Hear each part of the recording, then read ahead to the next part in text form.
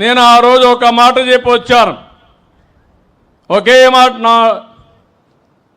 నేను అసెంబ్లీలో ఉన్నప్పుడు ఎన్నో సంవత్సరాలుగా అసెంబ్లీలో ఉన్నాను, కానీ ఏ రోజు కూడా అసభ్యంగా మాట్లాడిన సందర్భాలు లేవు.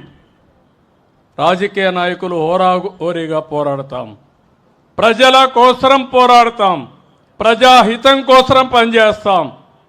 అలాంటి సందర్భంలో నన్ను అవమానం చేసినప్పుడు నేను ఒకటే మాట చెప్పాను, ఇది గౌరవ సభ కాదు, కౌరవ సభ.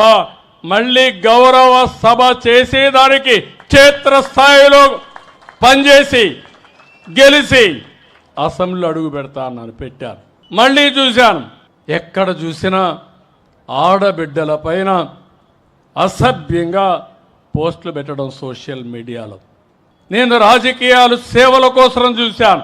ఇప్పుడు రాజకీయాలు దిగజారిపోయినాయి, సోషల్ మీడియా వచ్చింది, ఇష్టానుసారంగా నేరస్తుల అడ్డాగా మారిపోయే పరిస్థితి వచ్చింది. అందుకే నేను ఒకే మాట చెప్పాను, ఈ మాట కట్టుబడి ఉన్నా. ఎవడైనా సరే సోషల్ మీడియాలో క్యారెక్టర్ అసాసినేషన్ చేస్తే అదే చివరి రోజుగా మీకుంటుందని హెచ్చరిస్తున్నా. గౌరవప్రదంగా బతకనియండి, సమాజంలో మీకు చేతనైతే విలువలు నేర్పించండి, మీకు చేతనైతే సమాజ హితం కోసం పనిచేయండి, ఆదాయం పెంచండి, ఆరోగ్యాన్ని పెంచడానికి పనిచేయండి. లేకపోతే చేత కాకపోతే ఇంట్లో పడుకోండి. పిల్లలకు నేరాలు నేర్పించండి, రౌడీజం నేర్పించద్దండి. ఇది మంచి పద్ధతి కాదని కూడా హెచ్చరిస్తున్నా. నేను చాలా ఏళ్ళు చూసా, ఒకసారి నేనే మోసపోయా. ముఖ్యమంత్రిగా ఉన్నా నిద్రలేసి చూశాను. ఎవరైతే వివేకానంద రెడ్డి గుండెపోటుతో చనిపోయాడు, నేను అనుకున్న పాపం మన ప్రత్యర్థి ఆయన గుండెపోటు చనిపోయాడు అని అనుకున్నాను. అనుకుంటే అది గుండెపోటు కాదు, గొడ్డలి వేటు. తర్వాత తెలుసుకోవడానికి చాలా సమయం పట్టింది నాకు.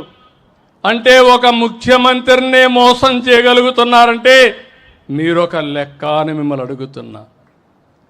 హత్య చేసి ఆత్మహత్యగా చిత్రీకరించే మనుషులుండే ఈ రోజుల్లో, తిరిగి కేసులు పెట్టే ఈ రోజుల్లో వాళ్ళని సమర్థవంతంగా ఎదుర్కోవాలన్నా లేదా అని మిమ్మల్ని అడుగుతున్నా. ఏమంటారని మిమ్మల్ని అడుగుతున్నా. ఎదుర్కోవాలంటే గట్టిగా చప్పట్లు కూడా చెప్పండి, ఇది మంచి పద్ధతి కాదని. ఇది అడిగితే మా మీద ఇష్టానుసారంగా మాట్లాడతారు, క్యారెక్టర్ అసాసినేషన్ చేస్తారు. నేను ఒకే మాట చెప్పాను, ఎవరైనా సరే తప్పులు చేసే వాళ్ళ పట్ల ఈ ప్రభుత్వం చండ శాసనుడిగా ఉంటామని హెచ్చరిస్తున్నా. మంచి చేయండి. నిన్న కూడా చూస్తున్నారు మీరు, నిన్న అనంతపురం పోయి ఎన్ని డ్రామాలు ఆడుతున్నారు. నేను అడుగుతున్నా మిమ్మల్ని, నేను ఎప్పుడైనా స్వేచ్ఛగా తిరిగానా రాష్ట్రంలో? మాజీ ముఖ్యమంత్రిగా చూశారా 5 ఏళ్ళు మీరు? 1924 ఎక్కడ తిరగలేకపోయాను. ఇప్పుడు ఎవరు ఎక్కడ తిరగాలన్నా ఇబ్బంది ఉందా అని మిమ్మల్ని అడుగుతున్నా. స్వేచ్ఛ ఉందా లేదా అని మిమ్మల్ని అడుగుతున్నా. స్వేచ్ఛ ఇస్తే రౌడీజం చేస్తామంటే, నేరాలు చేస్తామంటే అలాంటప్పుడు గట్టిగా ఉండాలనా లేదా అని మిమ్మల్ని అడుగుతున్నా.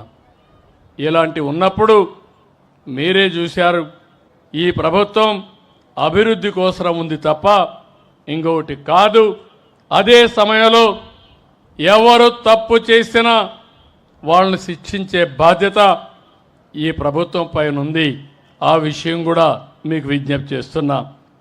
ఇక్కడికి వచ్చినప్పుడు నేను మిమ్మల్ని కోరేది, ఇప్పటికే చాలా పనులు చేశాం, ఇంకా మిగిలిన పనులు చేస్తాం.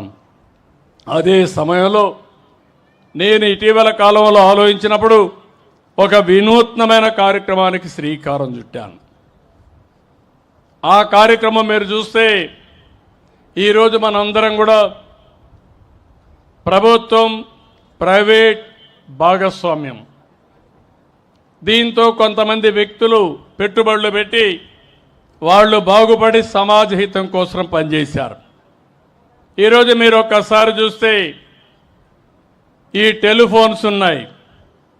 ఈ టెలిఫోన్స్ అన్నీ కూడా కొన్ని గవర్నమెంట్ ఉన్న ప్రైవేటు వ్యక్తులందరూ వేసి మనకు సేవలు అందిస్తున్నారు. అదే సమయంలో వాళ్ళు కూడా డబ్బులు కొంతవరకు సంపాదించుకున్నారు. కరెంటు విషయంలో అదే జరుగుతుంది, రోడ్ల విషయంలో అదే జరుగుతుంది, పోర్ట్లు ఇలాంటివి చాలా వచ్చాయి.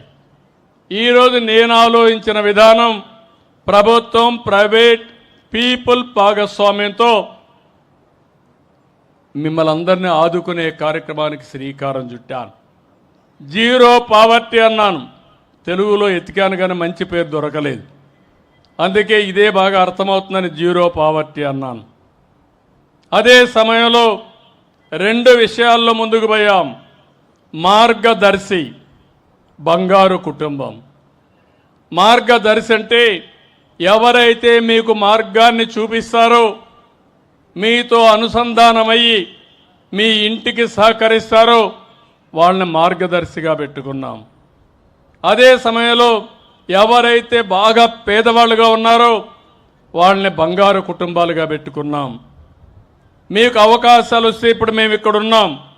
ఇక్కడే నూజివీడు ప్రభాకర్ గారు ఉన్నారు. ఈ నియోజకవర్గంలో పుట్టాడు. నూజివీడు సీడ్స్ పెట్టాడు, టెక్స్టైల్స్ పెట్టాడు, అనేక పరిశ్రమలు పెట్టాడు. దగ్గర ఒక 5,000 కోట్ల రూపాయలు టర్నోవర్కి రీచ్ అయ్యాడు. 10,000 మందికి ఉద్యోగాలు క్రియేట్ చేశాడు. ఎక్కడ పుట్టాడంటే ఈ నూజివీడులోనే ఒక మారుమూల గ్రామంలో పుట్టి ఒక పారిశ్రామికవేత్తగా తయారయ్యాడు. ఇలాంటి వాళ్ళు ఎన్ఆర్ఐస్ వచ్చారు, పారిశ్రామికవేత్తలు వచ్చారు, వ్యాపారవేత్తలు వచ్చారు. వాళ్ళందరికీ ఒకటే విజ్ఞప్తి చేశారు, మీరు ఈ స్థాయికి వచ్చారంటే దానికి కారణం సమాజం. మీకు అవకాశం వచ్చింది, అందిపుచ్చుకున్నారు, మీరు ఈరోజు ముందుకు పోయారు. కానీ మీకు ఒక బాధ్యత ఉంది. మీతో పుట్టిన వారు మీ ఊర్లో, మీతో పుట్టిన మీ బంధువులు కూడా ఇంకా పేదరికంలో ఉన్నారు. వాళ్ళని కూడా పైకి తీసుకురావాలి. డబ్బులు అనేటివి, సంపద అనేటివి అందరికీ మెరుగైన జీవన ప్రమాణాలు రావాలి.